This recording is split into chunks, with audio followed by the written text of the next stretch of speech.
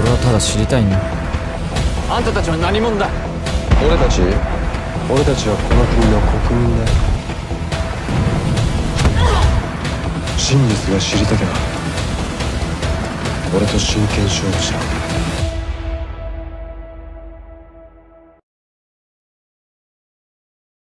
Dans le Borderland, des personnes féminines sont parvenues à se surpasser et à prouver leur valeur en tant qu'être humain et en tant que combattante.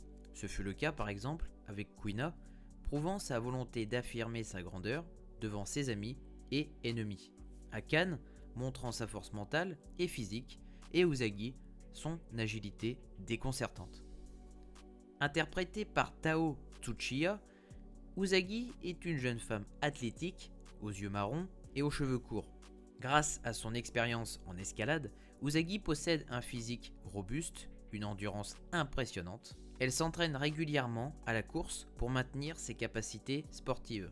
Sa grande détermination, son courage et sa force sont mises en lumière dans la série.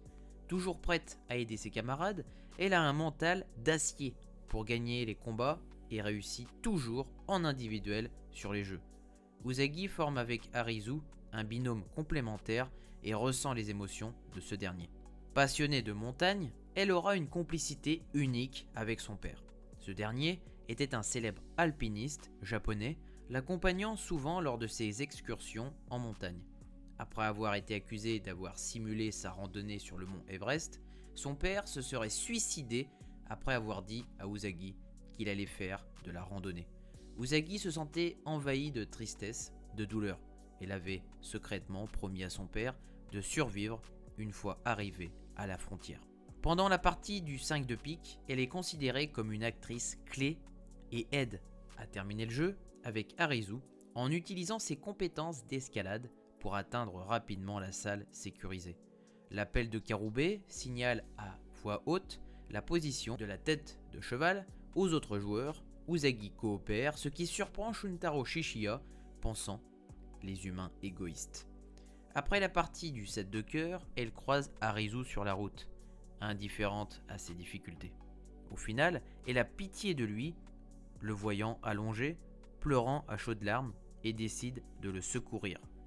Elle accepte de gérer la partie du 5 de pique et encourage Arizu à vivre en lui disant « Reste en vie, bats-toi, fais-le pour moi ». Sur une autoroute, un jeu d'endurance les attend. Ensemble, ils réussissent la partie du 4 de trèfle.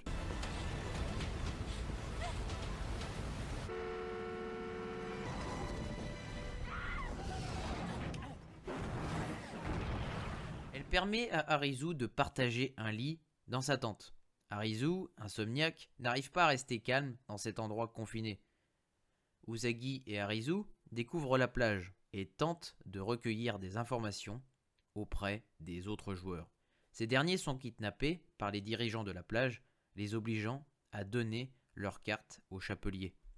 Aguni, élu nouveau chef de la plage, entraîne Usagi et Arizu dans un plan visant à voler toutes les cartes à jouer de Shishiya. Le plan s'avère être un canular et Arizu est kidnappé.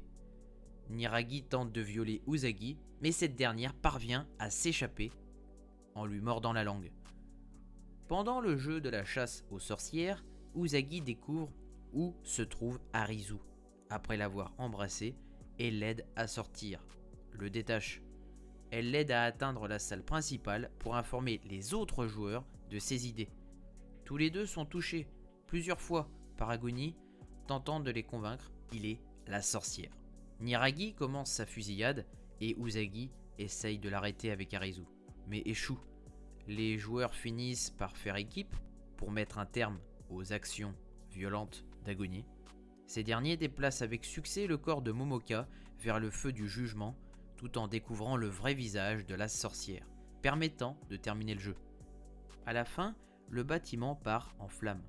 Usagi et Arizu découvrent une vidéo prise par Asahi montrant le quartier général des dealers, caché dans une station de métro.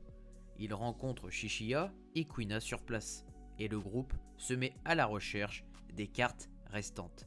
L'étape suivante commence. もう1時間経った。何か聞こえる。 Arizu avoue sa détermination à retourner dans le monde d'origine avec Usagi. Mais cette dernière hésite, craignant de ne pouvoir pardonner au monde précédent. Malgré cela, Usagi accompagne toujours Arizu dans l'arène du 3 de trèfle avec Kuina, Tata et Niragi. Face au roi de trèfle, Usagi fait équipe avec Niragi. Dans une tentative de renverser la situation contre l'équipe des citoyens, Usagi se porte volontaire pour appâter un membre de l'équipe adverse. Un échec signifierait une mort instantanée. Ses capacités physiques ont considérablement progressé, ayant vu la mort de près. D'un autre côté, elle veut rattraper Arizu et être son soutien. Cette attitude lui permet de dépasser son citoyen, la poursuivant à travers le grand fossé. Son bras est blessé lors de l'atterrissage en catastrophe. En utilisant un bandage triangulaire, elle arrive à le maintenir en place. Désespérée, Niragi tentera une nouvelle fois de violer Usagi, n'ayant plus rien à perdre.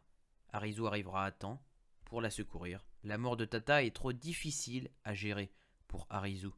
Usagi reste avec Arizu, déclarant s'abstenir des matchs restants. Kuina se sépare dans un au revoir douloureux et les deux sont maintenant seuls. Usagi fait à la rencontre d'un jeune orphelin qu'elle emmènera avec elle sur les jeux. Elle se surpasse avec le jeu de la dame de pique, parvenant à ramener les participants à la raison dans leur équipe. Trouvant une source d'eau chaude, Usagi et Arizu se baignent séparément. Le couple se rapproche par la suite. Plus tard, s'inquiétant de la situation d'Arizu, elle l'aperçoit en pleine fusillade. Niragi tire sur Usagi, mais Shishiya, déjà blessé, la repousse et tire à sa place. Usagi est impressionné par la trahison lors du cambriolage de cartes sur la plage. Elle utilise rapidement son bandage triangulaire pour panser les blessures de Shishiya. Ces blessures écrasent les organes, ne pouvant être soignés dans le Borderland. Après avoir assisté au crash du dirigeable et la chute du roi de pique, Usagi encourage Arizu à participer au dernier jeu, dans l'espoir de permettre à Shishiya et Niragi de retourner dans le monde d'origine pour un traitement approprié. Ils affrontent la dernière citoyenne, Mirakano. Le jeu tourne rapidement au drame. Arizu est sous l'influence du thé dopé de Mira. Usagi, ne prenant pas une seule gorgée, en raison de sa vigilance, se coupe le poignet avec un couteau pour réveiller Arizu de son désespoir. Arizu termine le jeu à temps grâce à la stupéfiante réaction d'Usagi et les deux refusent la résidence permanente pour retourner dans le monde réel. De retour au monde réel, Usagi retrouve Arizu à l'hôpital, sans aucun souvenir de leur séjour à Borderland. Elle arrête Arizu pour lui rendre ses monnaies de la machine du vendeur. Se sont-ils rencontrés auparavant? Usagi demande à son tour s'il s'agit d'une sorte de nouvelle technique d'idylle. Se sentant d'abord gêné, Arizu décide de suivre le mouvement et de l'inviter à sortir avec elle. Les deux développent une relation au cours des 2 années suivantes. Usagi est une réelle survivante avec de vraies compétences, des qualités pour durer dans le temps, par son fort caractère et son physique d'athlète. Combative, sa relation avec Arizu réussit à combiner un couple solide et indestructible sur les jeux de Borderland. Son nom de famille est un jeu de mots avec lapin en japonais faisant référence au lapin blanc dans Alice au pays des merveilles. Le lapin blanc est rapide et sert de guide à Alice. De même, Usagi est athlétique et aide Arizu pour une motivation motrice pour sa survie au Borderland.